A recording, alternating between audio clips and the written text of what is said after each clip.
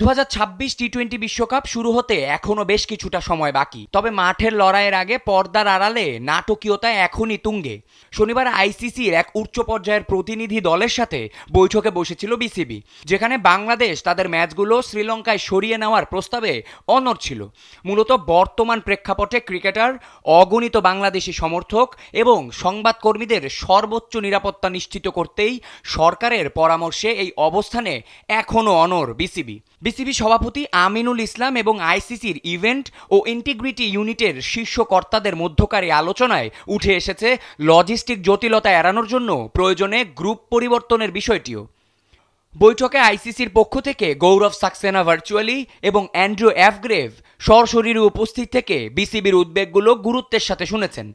এখন দেখার বিষয় বৈশ্বিক ক্রিকেটে অভিভাবক সংস্থা আইসিসি বাংলাদেশের এই নিরাপত্তার দাবিকে কতটা গুরুত্ব দেয় এবং শেষ পর্যন্ত টাইগারদের বিশ্বকাপের ভেন্যু বদলায় কিনা।